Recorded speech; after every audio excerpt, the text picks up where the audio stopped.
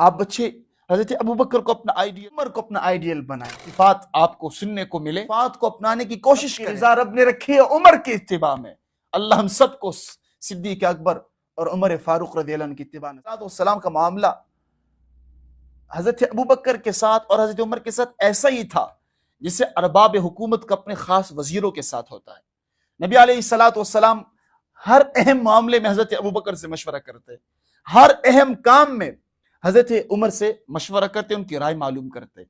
میرے عزیزو، یہ امت کے آئیڈیل شخصیات ہے۔ عزیز بچوں، آپ کی خدمت میں جامع ترمذی کی ایک ایسی حدیث پیش کرنی ہے جو شاید ہی آپ بچوں نے کبھی اسے سنی ہو۔ جامع ترمذی کی روایت ہے، جامع ترمذی انشاءاللہ آپ بعد میں پڑھیں گے، جب اس کو کھول کر بیٹھیں گے تو یہ روایت آپ کو ملے گی اور میرے الفاظ آپ کو یاد آئیں گے۔ نبی علیہ الصلوۃ والسلام نے فرمایا، ما من نبی الا وله وزیران من اہل السماء وزیران من اہل الارض۔ ہر نبی کے دو وزیر ہوتے آسمان والوں میں سے اور دو وزیر ہوتے زمین والوں میں سے۔ فاما وزیرائے من اہل السماء فجبریل و میکائیل۔ آسمان والوں میں میرے دو وزیر جبریل اور حضرت میکائیل ہے۔ واما وزیرائے من اہل الارض فابو بکر و عمر۔ زمین والوں میں میرے دو وزیر حضرت ابو بکر اور حضرت عمر ہے رضی اللہ عنہما۔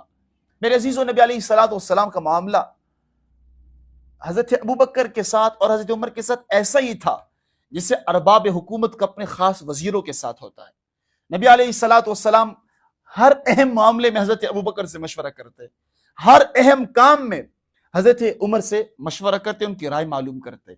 میرے عزیزو، یہ امت کے آئیڈیل شخصیات ہے۔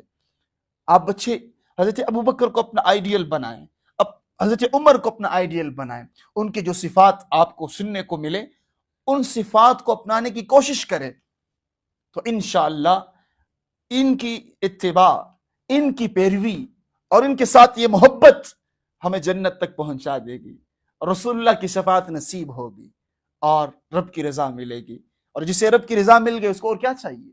رب کی رضا ملے گی صدیق اکبر کی اتباع میں، رب کی رضا رب نے رکھی ہے عمر کی اتباع میں۔ اللہ ہم سب کو صدیق اکبر اور عمر فاروق رضی اللہ عنہ کی اتباع نصیب